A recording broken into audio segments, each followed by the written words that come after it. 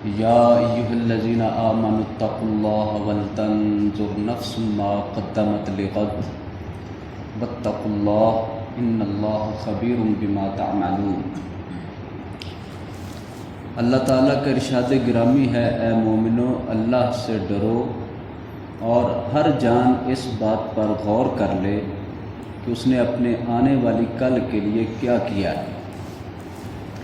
کل سے مراد قیامت کا دن ہے۔ قیامت کے دن کے لیے اس نے آگے کیا بھیجا ہے۔ اللہ سے ڈرو کہ وہ تمہارے سب اعمال سے باخبر ہے۔ آج کی ہماری نشست اللہ کی عدالت میں پیشی کے بارے میں ہے۔ جس شخص کو معلوم ہو کہ میرے جج کو میری ساری باتوں کا علم ہے، میرے اندھیرے اجالے کی، میری چھوٹی چھوٹی حرکت کی سب باتیں معلوم ہیں، تو وہ جج کے سامنے جھوٹ نہیں بولے گا، اس لیے کہ وہ جانتا ہے کہ میری سب باتوں کا پہلے علم ہے۔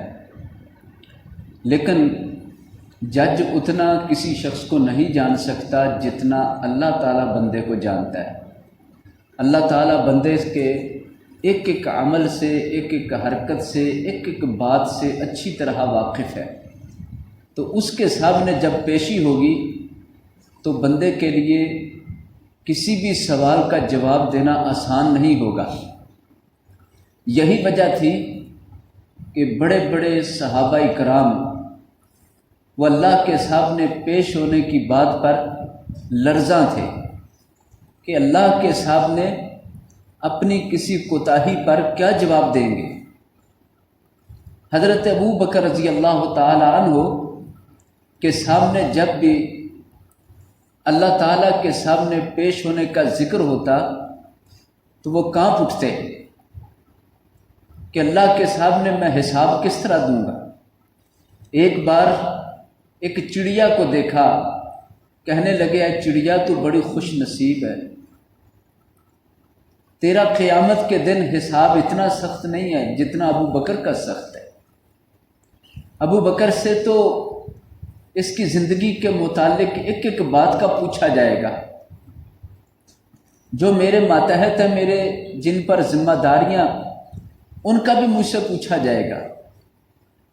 ابو بکر تو قیامت کے دن بڑی سختی کے ساتھ اپنے رب کے سامنے مشکل میں ہوگا۔ اسی طرح ایک دن ایک درخت کو دیکھا تو کہنے لگے یہ درخت بڑا خوش نصیب ہے، اسے قیامت کے دن اللہ کے سامنے حساب کے لیے پیش نہیں ہونا۔ اتنا زیادہ آخرت کا اللہ کے سامنے پیشی کا ڈر تھا۔ یہی وجہ تھی کہ جب نماز میں کھڑے ہوتے تو ان کی آنکھوں سے آنسو نکل آتے، ان کے دل کانپ جاتے۔ حضرت عمر رضی اللہ تعالیٰ عنہ کے بارے میں ہے کہ وہ فرمایا کرتے تھے، صحیح بخاری شریف میں ہے کہ قیامت کے دن جب اللہ کے سامنے پیشی ہو تو میرا رب بس اتنا مجھے فرما دے، عمر جو تو نے نیکیاں کی اور جو تو نے گناہ کیے، آج ہم نے تجھے حساب معاف کر دیا، برابر سرابر کر کے تجھے معاف کر دیا، تو عمر کی خوش نصیبی ہوگی کہ اللہ اسے معافی دے دے۔ قیامت کے دن کسی ایک نیکی پر رہائی بھی ہو سکتی ہے، کسی ایک گناہ پر پکڑ بھی ہو سکتی ہے۔ انسان کے پاس نیکیوں کا بہت بڑا انبار ہو، لیکن ایک کوتاہی ایسی ہو جس پر اس کی پکڑ ہو جائے، اسے جہنم ڈال دیا جائے، یہ ممکن ہے۔ اور کسی شخص کے پاس بہت زیادہ گناہ ہوں، بہت زیادہ غلطیاں ہوں، بہت زیادہ جرم ہو، کوئی ایک نیکی اللہ کو پسند آ جائے، اللہ معاف فرما دے۔ اللہ تعالیٰ کو کوئی پوچھنے والا نہیں کہ کسی شخص کی اتنی زیادہ غلطیوں خطاؤں پر صرف ایک نیکی پر اسے چھوڑ دیا، اور کسی کی اتنی زیادہ نیکیاں کہ ایک خطا صرف ہوئی تھی تو اس پر پکڑ لیا۔ اللہ کے سامنے کوئی بولنے کی، اعتراض کرنے کی مجال نہیں رکھتا۔ اسی لیے ارشاد فرمایا قیامت کے دن اللہ تعالیٰ کے ہاں جب لوگوں کو پیش کیا جائے گا تو اللہ تعالیٰ ان سے حساب فرمائیں گے۔ سب سے پہلے اللہ تعالیٰ ان کو اپنی نعمتیں یاد کروائیں گے، اور ہر بندہ یہ سمجھے گا کہ آج کا دن بڑا سخت ہے، آج کا دن تو صرف میرے لیے حساب کے لیے قائم کیا گیا ہے۔ 50,000 سال کا دن ہوگا اور گھبراہٹ سے دل باہر آ رہا ہوگا، اور اس حالت کے اندر اللہ تعالیٰ جب اپنے سامنے بندے کو کھڑا کریں گے، اول تو پہلے حساب نہیں شروع ہوگا۔ اس دن کی گھبراہٹ کے اندر کتنی دیر کھڑے ہونا ہے کسی کو معلوم نہیں۔ نبی کریم صلی اللہ علیہ وسلم ارشاد فرماتے ہیں، قیامت کے دن جب میدان معاشر میں لوگ بڑی تکلیف میں ہوں گے، اللہ تعالیٰ ادھر غضبناک ہوں گے۔ آخر لوگ کہیں گے کوئی حساب شروع ہو، یہاں کے دن کی تو بڑی سختی ہے، جس نے جنت جانا جائے، جس نے جہنم جانا جائے، کسی طرح حساب شروع ہو جائے اور یہ جو تکلیف والا دن ہے اس سے جان چھوٹ جائے۔ اللہ تعالیٰ بہت غصے میں ہوں گے، حتیٰ کہ لوگ آدم علیہ السلام کے پاس جائیں گے کہ آپ اللہ سے سفارش کریں کہ حساب شروع ہو جائے۔ آدم علیہ السلام فرمائیں گے، آج مجھے اللہ کے سامنے جانے کی جرت نہیں ہے، اللہ تعالیٰ بہت غضب میں ہے، مجھ سے ایک غلطی ہوئی تھی کہ میں نے جنت کے اندر ایک ممنوع درخت کو کھا لیا تھا، آج مجھے اللہ کے سامنے جانے کی جرت نہیں ہے۔ تم نوح علیہ السلام کے پاس جاؤ۔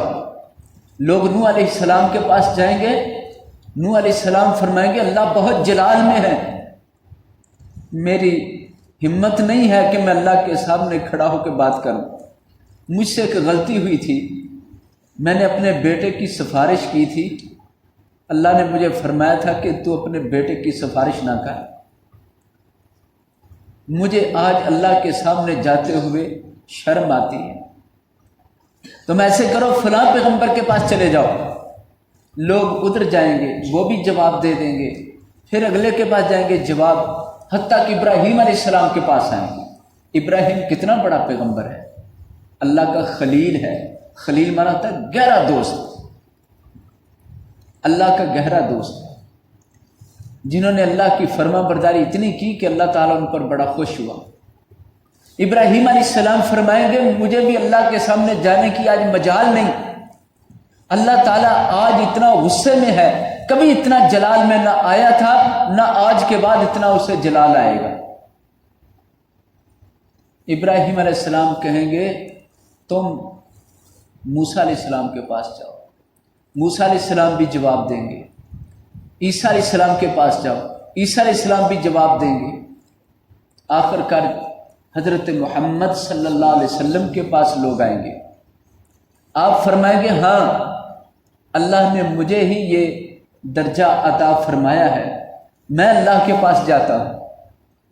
آپ صلی اللہ علیہ وسلم اللہ کے دربار میں حاضر ہوں گے، اور حاضری کا حال یہ ہوگا کہ جاتے ہی سجدے میں گر جائیں گے۔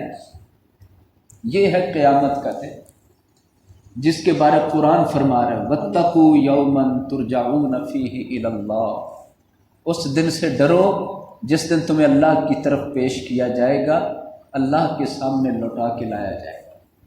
ثُمَّ تُوَفَّى كُلُّ نَفْسٍ، ہر جان کو پورا پورا بدلہ دیا جائے گا، اور کوئی ظلم کوئی زیادتی نہ ہوگی۔ پھر قرآن فرماتا ہے وَاتَّقُوا يَوْمًا لا تجزی نفس عن نفس شیئا، اس دن سے ڈرو جس دن کوئی جان کسی جان کے کام نہ آئے گی، کوئی سفارش فائدہ نہ دے گی، کوئی عدلہ بدلہ نہیں کیا جائے گا، اور نہ ہی کوئی وہاں مدد کرنے والا مدد کو پہنچ پائے گا۔ یہ ہے قرآن اس دن کا تعارف کروا رہا کہ جس دن اللہ کے سامنے پیشی ہے، اللہ کی عدالت ہے، جب اللہ کے سامنے کھڑا کیا جائے گا بندے کو، حدیث شریف میں ہے بندے کو قدم ہلانے کی اجازت نہ ہوگی جب تک کہ 4 سوالوں کے جواب نہ دے۔ لا تزال قدم حتی یسأل عن اربع، تجھے زندگی دی تھی، تو نے اپنی زندگی کن کاموں میں صرف کی ہے؟ یہ بندے نے جواب دینا ہے۔ تجھے جوانی عطا کی تھی، جوانی کی طاقت توانائی تم نے کہاں صرف کی ہے؟ جو تجھے علم دیا گیا تھا، قرآن کا علم اللہ نے نازل کیا، احادیث مبارکہ دین کا علم اللہ تعالیٰ نے عطا فرما دیا، دنیا کے اندر نازل فرما دیا، اس پر عمل کتنا کیا؟ چوتھا سوال جس میں دو حصے ہوں گے، مال کہاں کہاں سے کمایا، کہاں کہاں خرچ کیا؟ جب تک ان چار سوالوں کا جواب نہیں دے دیتے، قدم ہلانے کی اجازت نہیں۔ لوگ کہتے ہیں کلمہ پڑھ لیا ہے تو سب کچھ اب صاف ہو گیا، صرف کلمہ پڑھنے سے جنت ہو گئی۔ اللہ کرے ایسا ہو جائے، اللہ ہمارے کلمے کی لاج رکھ لے، کلمے کی وجہ سے سب مسلمانوں کو اللہ تعالیٰ جنت عطا فرما دے۔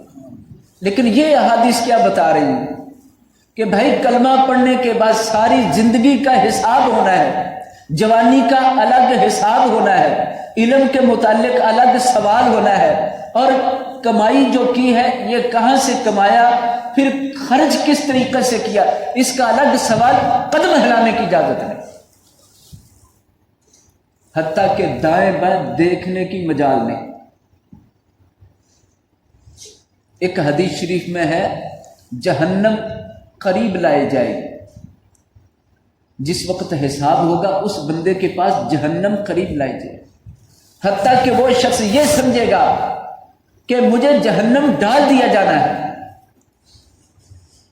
اب اتنی زیادہ سختی ہو تو وہاں انسان کو کیسے جرأت پیدا ہو؟ اللہ کے سامنے بندہ پیش کیا جائے گا، یہ سوالات رکھے جا رہے ہیں، جن سوالوں کو دنیا کے اندر کھول دیا گیا کہ یہ ہے آپ کے پرچہ کے سوال، ان کی تیاری کرو، یہ سوال تیار کر کے آنا، ان کے جواب سوچ کر آنا کہ اللہ کے سامنے ان سوالوں کا کیا جواب ہوگا۔ اس کے بعد اللہ تعالیٰ بندے کو سامنے کھڑا کر کے فرمائیں گے، اے میرے بندے، میں نے تجھے اتنی عمر دی، میں نے تجھے رزق دیا، میں نے تجھے معاشرے میں عزت دی، میں نے تجھے گھر دیا، میں نے تجھے بچے دیے، میں نے تجھے یہ نعمتیں عطا کی۔ بندہ کہے گا جی۔ اللہ فرمائیں گے اب تو بتا، تو نے مجھے راضی کرنے کے لیے کیا کیا؟ جو مجھے راضی کرنے کے لیے کر کے آئے ہو وہ مجھے دو۔ یہ سوال ہر بندے سے ہوگا کہ میرے راضی کرنے کے لیے جو تو نے کیا وہ پیش کر۔ جب وہ پیش کرے گا تو پھر اللہ بتائے گا کہ میں راضی ہوا تھا اس کام سے یا نہیں۔ صحیح بخاری اور مسلم شریف کی حدیث ہے جسے روایت کرنے والے بہت عظیم راوی جناب ابو ہریرہ رضی اللہ عنہ، وہ اس حدیث کو بیان کرنے سے پہلے بے ہوش ہو گئے، بے ہوش ہو گئے۔ تمام شاگرد پریشان ہو گئے کہ حدیث بیان کرنے لگے تھے کہ اللہ کے سامنے پیشی کیسے ہوگی، تو بے ہوش ہو گئے، چہرے پہ چھینٹے مارے گئے، ہوش آیا، کہنے لگے ہو آخرت کا دن، آخرت کے دن اللہ کے سامنے یہ بتانا ہوگا کہ مجھے خوش کرنے کے لیے یا خالص میرے لیے کیا لے کے آئے۔ فرمانے لگے نبی صلی اللہ علیہ وسلم نے بتایا 3 لوگ ایسے پیش ہوں گے جن کے عمل تو بہت بڑے ہوں گے لیکن اللہ راضی نہیں ہوئے۔ ایک ان میں سے ہے شہید، جس کو دنیا کے اندر رتبہ شہادت کا منصب فائز کیا گیا، منصب دے دیا گیا۔ لوگوں نے اسے شہید کہا، اللہ کی راہ میں جان دینے والا کہا۔ جب اللہ اس سے سوال کریں گے تو وہ بندہ کہے گا اللہ تیری ساری نعمتیں مجھ پر ہیں، میں تیرے لیے کیا لایا ہوں؟ میرے پاس سب سے زیادہ قیمتی چیز میری جان تھی، میں نے جان اپنی تیری راہ میں قربان کر دی تاکہ تو خوش ہو جائے۔ اللہ فرمائیں گے کذبتا، تو جھوٹ کہتا ہے۔ اللہ تعالیٰ کا یہ لفظ ہی کہنا ہوگا، ساتھ جتنے فرشتے کھڑے ہیں وہ کہیں گے کذبتا کذبتا، جھوٹ کہتا ہے تو۔ اس وقت جب اللہ جھوٹ کہہ دیں گے تو پھر کوئی قبولیت نہیں رہ جائے گی۔ اللہ فرمائیں گے تو نے اس لیے جان دی تھی تاکہ لوگ تجھے بہادر کہیں، لوگ تیری تعریف کریں، تجھے شہرت ملے۔ لوگوں نے کہہ دیا جو تو چاہتا تھا، تو نے لوگوں کے لیے کیا، میرے لیے نہیں کیا تھا۔ میرے لیے کیا ہوتا تو آج تو اپنے اس عمل کا بدلہ میرے پاس پاتا۔ فرشتوں اسے پاؤں کی طرف سے زنجیریں ڈال کے گھسیٹتے ہوئے اوندے منہ جہنم میں پھینک دو۔ شہادت کو چھوٹا رتبہ نہیں ہے، بندہ جان ہی دے دیتا ہے، لیکن اگر اس میں ریاکاری آ جائے، دکھلاوا آ جائے تو اللہ کے ہاں اتنا بڑا عمل کہ جس کے پہلے قطرے پر سارے گناہ معاف ہو جاتے ہیں، شہید کے پہلے قطرے پر جنت اس کو دکھا دی جاتی ہے، وہ سارا عمل ضائع ہو گیا۔ اللہ سے دعا کرنی چاہیے جو ہم عمل کریں وہ قبول بھی ہو جائے، پھر بات بن جائے، اور اگر عمل ہوں لیکن قبول نہ ہوں تو پھر ناکامی۔ دوسرا شخص جو اللہ کے سامنے پیش کیا جائے گا، اللہ تعالیٰ اسے اپنے نعمتیں گنوائیں گے، حتیٰ کہ اللہ فرمائیں گے میں نے تجھے دنیا میں کتنا زیادہ مال دیا تھا۔ بندہ اقرار کرے گا، اللہ فرمائیں گے اب تو میرے لیے کیا کر کے لایا؟ بندہ کہے گا اللہ میرے پاس جو مال تھا میں نے دن کے وقت بھی خرچ کیا، رات کے وقت بھی تیری راہ میں خرچ کیا، مسکینوں غریبوں کو میں نے بہت دیا تاکہ تو راضی ہو جائے۔ اللہ فرمائیں گے کذبتا، تو جھوٹ کہتا ہے۔ فرشتے کہیں گے کذبتا، جھوٹ بولتا ہے، تو نے اس لیے خرچ کیا تھا لوگ تیری تعریف کریں، لوگ تجھے سخی کہیں، لوگ تجھے بڑے دل والا کہیں۔ لوگوں سے یہ چاہتے تھے، لوگوں نے تجھے کہہ دیا، جن کے لیے کیا ان سے تو نے بدلہ لے لیا، میرے لیے کیا ہوتا آج میرے پاس بدلہ پاتا۔ اس سے بھی زنجیریں ڈال کے گھسیٹتے ہوئے جہنم ڈال دے۔ تیسرے نمبر پر علم، اللہ تعالیٰ اپنے بندے کو کتنی نعمتیں گنوائیں گے، حتیٰ کہ علم کا احسان اللہ تعالیٰ بتائیں گے میں نے تجھے دین کا علم دیا، اپنی کتاب کا علم دیا، کیا اتنا کچھ تجھے ملا، تو میرے لیے کیا کر کے لایا؟ وہ کہے گا اللہ میں تیری کتاب پڑھتا رہا، میں نے لوگوں کے اندر تیری کتاب بڑی سنائی۔ اللہ فرمائیں گے جھوٹ کہتا ہے تو نے تو اس لیے یہ سنایا تھا، بتایا تھا، لوگ تجھے بہت بڑا علم والا کہہ دیں، بہت اچھی آواز والا کہہ دیں۔ اگر تو نے یہ عمل میرے لیے کیا ہوتا آج مجھ سے بدلہ پاتا، جن کے لیے کیا ان لوگوں نے تیری تعریف کر دی، میرے لیے نہ کیا، نہ میرے پاس اس کا کوئی بدلہ۔ اسے بھی جہنم میں گھسیٹتے ہوئے جھونک دیا جائے گا۔ قیامت کے دن کا حساب اس طرح کا چل رہا ہے۔ صحابہ کرام یوں ہی نہیں ڈرتے تھے، عمل بھی کر رہے اور اتنا ڈر، اتنا ڈر، اتنا خوف کہ ایسا نہ ہو کہ وہاں کوئی عمل قابل قبول ہی نہ ہو۔ حتیٰ کہ صحابہ کرام کا خوف اس سے بھی کہیں بڑھ کر تھا۔ ایک دن حضرت عمر رضی اللہ عنہ فرمانے لگے مجھے قیامت کے دن کا خوف اس طرح ستا رہا ہے کہ کہیں ایسا ہی نہ ہو کہ عمر کی کوئی نیکی اللہ کے دربار میں اللہ کی شان کے لائق ہی نہ ہو اور اللہ اس نیکی کسی کو قبول ہی نہ کرے۔ سورہ زخرف کی آیت پڑھتے ہوئے اتنا روئے جس میں اللہ تعالیٰ نے فرمایا کہ قیامت کے دن کئی لوگ میرے سامنے آئیں گے تو میں ان سے کہوں گا جو تم نے اچھے اعمال کیے ان کا بدلہ ہم نے دنیا میں پورا کر دیا ہے، تمہاری نیکیوں کا بدلہ تمہیں صحت کے ساتھ دے دیا، تمہارے رزق کے ساتھ برابر کر دیا، تمہاری عزت تمہیں کچھ بڑھا کر دے کر تمہاری نیکیوں کا بدلہ تمہیں چکا دیا ہے، آج میرے پاس کچھ نہیں۔ حضرت عمر اتنا روئے کہنے لگے باری تعالیٰ مجھے ان لوگوں میں نہ کرنا کہ جن کی نیکیوں کا بدلہ دنیا میں ہی پورا کر دیا گیا۔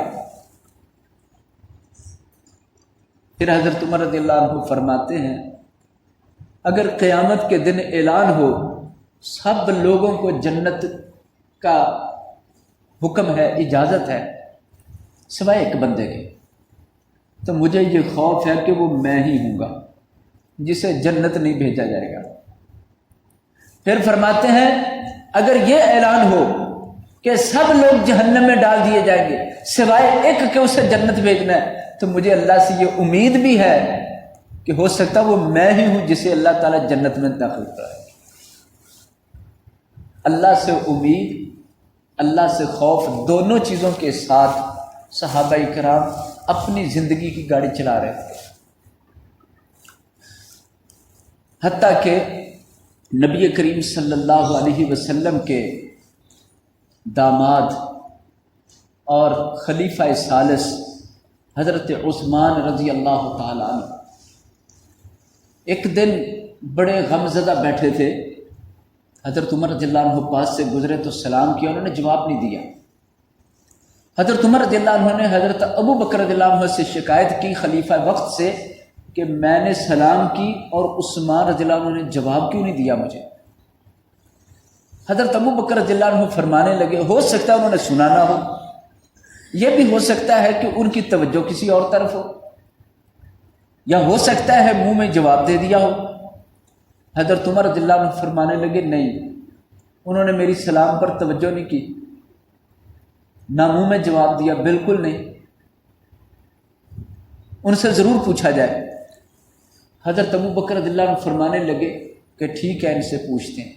حضرت عثمان رضی اللہ عنہ کو بلا لیا، اے عثمان آپ نے عمر رضی اللہ عنہ کے سلام کا جواب کیوں نہیں دیا؟ حضرت عثمان فرمانے لگے میں نے تو سنا ہی نہیں کہ مجھے کسی نے جواب سلام کہا ہو۔ حضرت ابو بکر رضی اللہ عنہ بڑی فہم و فراست والے تھے۔ حضرت ابو بکر فرمانے لگے عثمان مجھے سچ سچ بتاؤ، کیا کوئی غم اور پریشانی ہے؟ ایک بندہ آپ کے پاس سے گزرا اور آپ کو پتہ ہی نہیں، اس نے آپ کو سلام کہا اور آپ کو پتہ ہی نہیں۔ حضرت عثمان فرمانے لگے ہاں ایک غم ہے، اللہ کے نبی صلی اللہ علیہ وسلم دنیا سے چلے گئے، میں نے ایک ان سے بات پوچھنی تھی، وہ میں اب کس سے پوچھوں، اور وہ بات مجھے اکثر پریشان اتنا کر دیتی ہے کہ مجھے کسی کے پاس آنے جانے والے کا اتا پتہ نہیں چلتا۔ حضرت ابو بکر فرمانے لگے وہ مجھے بات بتائیں، وہ کون سی بات ہے جس نے آپ کو اتنا گھبراہٹ میں پریشانی میں مبتلا کر رکھا ہے؟ حضرت عثمان رضی اللہ عنہ فرمانے لگے قیامت کے دن جب اللہ کے سامنے حساب کے لیے جانا ہے تو وہاں نیکی بدی سب تولی بھی جائے گی، دکھائی بھی جائے گی، نامہ اعمال کے ذریعے بھی پکڑائی جائے گی، لیکن میں یہ پوچھنا چاہتا تھا کہ دین اسلام میں نیکیاں بھی بہت بتائی گئی ہیں، گناہ بھی بڑے سمجھائے گئے، لیکن اللہ کے سامنے جس بات سے نجات ہونی ہے وہ بات کون سی ہے؟ یہ نہیں میں پوچھ سکا نبی صلی اللہ علیہ وسلم کہ میری نجات کیسے ہوگی۔ اسلام کے عمل تو بہت زیادہ ہے، جو نجات والا عمل ہے میں اس پر پکا ہو جاتا، نجات والی بات اس پر نہ کوئی سمجھوتا ہوتا، اس میں نہ سستی اور کوتاہی ہوتی۔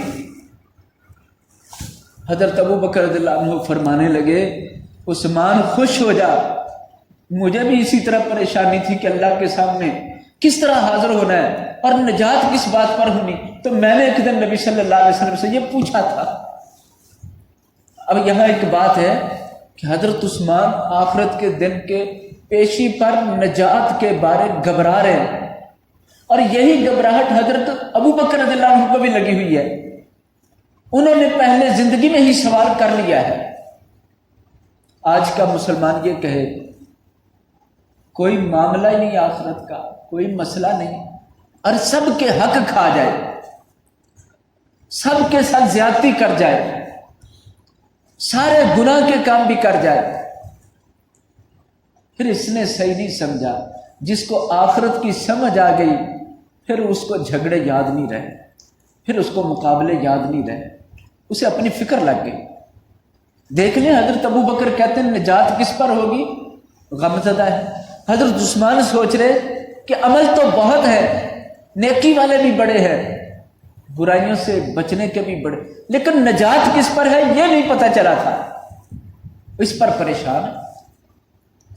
حضرت ابو بکر فرمانے لگے میں نے یہ پوچھا تھا اللہ کے نبی نجات کا رستہ بتائیں، یہ عمل تو ہم کریں گے لیکن نجات والا کون سا عمل ہے اس پر ہم ذرا ڈٹ کے رہیں گے۔ تو اللہ کے نبی صلی اللہ علیہ وسلم نے فرمایا نجات ہوگی توحید پر، لا الہ الا اللہ، یہ ہے وہ کلمہ توحید، اس پر نجات اللہ نے رکھی ہے۔ توحید پر کسی طرح کبھی بھی آنچ نہ آنے دینا۔ یہ وہ مسئلہ ہے جس پر مال خرچ ہو جائے، ضائع ہوتا ہو جائے، سارے کا سارا لگتا ہے لگ جائے، یہ صحت یہ جسم کٹتا ہے کٹ جائے ختم ہو جائے، سارے خاندان کنبہ قبیلہ اس پر قربان ہوتا ہے تو ہو جائے، وطن چھوڑنا پڑتا ہے تو چھوڑ دے، عزت خاک میں ملتی ہے تو مل جائے، لیکن لا الہ الا اللہ پر کسی طرح کوئی فرق نہ۔ حضرت عثمان رضی اللہ عنہ کی جان میں جان آئی، یہ تھا وہ فکر۔ اور اب نبی صلی اللہ علیہ وسلم کی زبانی میں آپ کے سامنے پیش کروں کہ لا الہ الا اللہ کیسے بچائے گا، اور یہ صرف زبان سے کہا ہوا نہیں، زبان سے کہنے کے بعد اپنی زندگی اس عہد کی وفا میں گزر جائے۔ نکاح کے وقت بندہ ایک بار ہی بولتا ہے نا مجھے قبول ہے، ساری زندگی پھر خرچے بھی اٹھاتا ہے، ساری زندگی پھر سختیاں بھی جھیلتا ہے، ساری ذمہ داریاں لیتا ہے۔ کبھی کسی نے یہ نہیں کہا کہ میں نے تو ایک بار ہی لفظ بولا تھا وہ بس بات ختم، میں نے نہ خرچہ دینا نہ ذمہ داری ہے میری۔ وہ ایک لفظ ایک بار کا عہد ساری زندگی نبھانے والا ہی وفادار گنا جاتا ہے، وہی صحیح گنا جاتا ہے۔ اللہ رب العالمین کے ساتھ لا الہ کہنے کے بعد کہ اللہ تیرے علاوہ کوئی الہ نہیں، ساری زندگی پھر جھوٹے باطل الہوں کی نفی کرنی ہے۔ آپ صلی اللہ علیہ وسلم فرماتے ہیں کہ شخص اللہ کے دربار میں حاضر ہوگا، گناہ بہت زیادہ ہے، ترازو لگایا جائے گا، کیونکہ میزان بھی اللہ تعالیٰ سامنے لگوائیں گے، ترازو لگ جائے گا، ترازو کا ایک پلڑا اتنا بڑا ہے جس میں ساتوں آسمان ساتوں زمینیں رکھی جا سکتی، اس میں نیکی اور گناہ تولی جائے گی۔ بندے کے گناہ اتنے ہوں گے پلڑا بھر جائے گا، نیکی والا پلڑا خالی ہوگا، بندہ کہے گا اللہ میرا تو تولنے کا کام ہی نہ کیجئے، مجھے صاف نظر آ رہا ہے کہ کیا ہونے والا ہے۔ اللہ فرمائیں گے نہیں، وَنَضَعُ الْمَوَازِينَ الْقِسْطَ لِيَوْمِ الْقِيَامَةِ، ہم انصاف کا ترازو لگائیں گے۔ اللہ تعالیٰ فرمائیں گے تیری ایک نیکی ہمارے پاس ہے، ایک چھوٹا سا کاغذ کا ٹکڑا ہوگا، اس پر لکھا ہوگا لا الہ الا اللہ، جس پر اس نے خالص ہو کے وفا کی اور اللہ کے لیے اس پر پورا پہرا دیا تھا، ہر نقصان برداشت کرتا رہا، تانا گوارا کرتا رہا۔ اب وہ لا الہ الا اللہ کا ٹکڑا، کاغذ کا ٹکڑا، وہ ترازو کے اندر رکھا جائے گا، اس کے ساتھ گناہوں کا پلڑا اوپر کو اٹھ جائے گا، نیکیوں کا پلڑا صرف ایک ٹکڑے سے، ایک کاغذ کے ورقے سے اتنا بھاری ہو جائے گا کہ نیچے کو ہو جائے گا۔ اللہ فرمائیں گے تیری توحید، تیرا لا الہ الا اللہ اتنا خالص ہے کہ ساری زندگی کے گناہوں پر بھاری ہو گیا ہے، اس لیے تیرے گناہ ہم نے معاف کر دیے، اس ایک نیکی پر ہم نے تجھے جنت کا مالک بنا دیا۔ قیامت کے دن عبادات میں سے سب سے پہلا سوال اللہ تعالیٰ نماز کا کریں گے۔ اول ما یحاسب بہ العبد